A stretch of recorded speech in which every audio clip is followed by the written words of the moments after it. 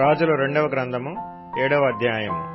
అప్పుడు ఎలీషా రాజుతో ఇట్లనెను, యెహోవా మాట ఆలకించుము. యెహోవా సెలవిచ్చినదేమనగా, రేపు ఈ వేళకు షోమ్రోను ద్వారమందు రూపాయి ఒకటింటికి ఒక మానిక సన్నని పిండియు, రూపాయి ఒకటింటికి 2 మానికల ఎవలనూ అమ్మబడును.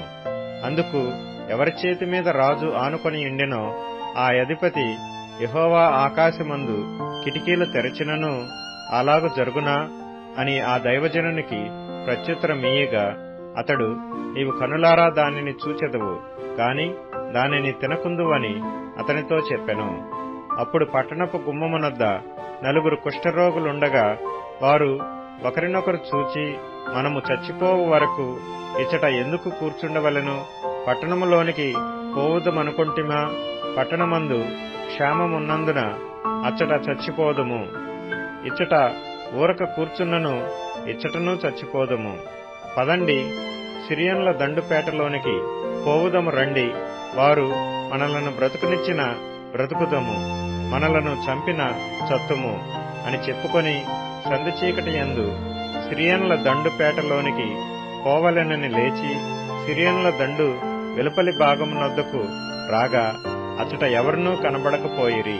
యెహోవా రథముల ధ్వనియు, గుర్రముల ధ్వనియు, గొప్ప సమూహపు ధ్వనియు సిరియనుల దండునకు వినబడినట్లు చేయగా, వారు మన మీదికి వచ్చుటకై ఇశ్రాయేలు రాజు హిత్తీయుల రాజులకును ఐగుప్తీయుల రాజులకును బత్తెమిచ్చి ఉన్నాడని సిరియనులు ఒకరితోనొకరు చెప్పుకొని లేచి తమ గుడారములలోనైనను గుర్రములలోనైనను గాడిదలలోనైనను దండుపేటలోనున్న వాటిల్లోనైనను ఏమీయూ తీసుకొనకయే తమ ప్రాణములు రక్షించుకొనుట చాలుననుకొని సంధి చీకటిని ఉన్నది ఉన్నట్లుగా పేట విడిచి పారిపోయియుండిరి.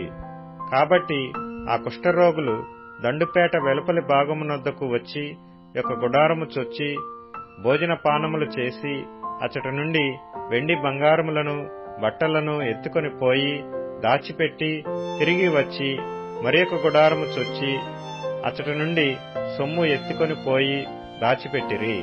వారు, మనము చేయునది మంచి పని కాదు, నేటి దినము శుభవర్తమానము గల దినము, మనము ఊరుకొన నేల, తెల్లవారు వరకు మనము ఇచ్చట నుండిన ఎడల ఏదైనానొక అపాయము మనకు సంభవించును గనుక మనము వెళ్లి రాజు ఇంటి వారితో సంగతి తెలియజెప్పుదుము రండని ఒకరితోనొకరు చెప్పుకొని వచ్చి పట్టణపు ద్వారపాలకుని పిలిచి, మేము సిరియన్ల దండుపేటకు పోతిమి, అచ్చట ఏ మనిషియూ కనబడలేదు, మనిషి చప్పుడైననూ లేదు, కట్టబడిన గుర్రములను కట్టబడిన గాడిదలను ఉన్నవి గాని గుడారముల దగ్గర ఎవరునూ లేరని వారితో అనగా, వాడు ద్వారపాలకుని పిలిచెను.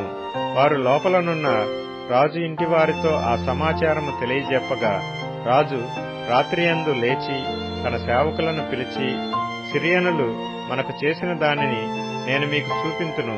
మనము ఆకలితోనున్న సంగతి వారికి తెలిసియున్నది గనుక వారు పట్టణములో నుండి బయటకు వచ్చిన ఎడల మనము వారిని సజీవులనుగా పట్టుకొని పట్టణమందు ప్రవేశింపగలమని యోచన చేసి పేట విడిచి పొలములోనికి పోయి పొంచియున్నారని వారితో అనెను.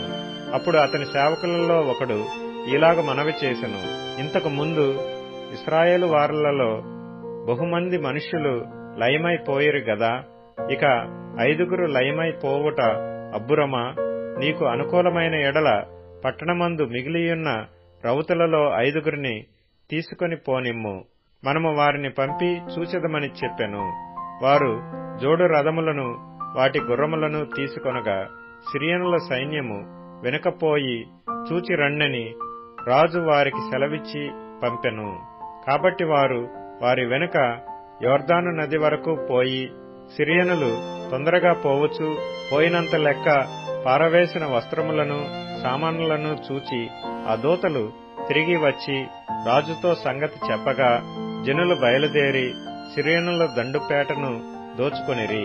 కాబట్టి యెహోవా మాట చొప్పున రూపాయి ఒకటింటికి ఒక మానిక సన్నని పిండియు 2 మానికల ఎవలును అమ్మబడెను.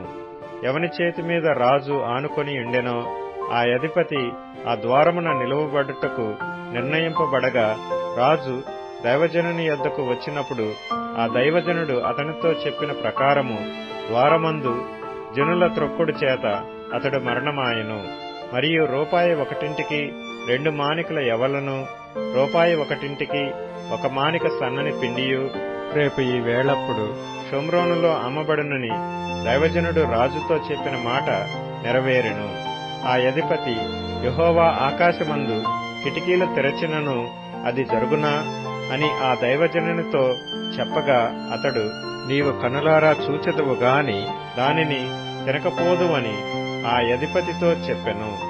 జనులు ద్వారమందు అతని త్రొక్కగా అతడు మరణమాయెను గనుక ఆ మాట ప్రకారము అతనికి సంభవించెను.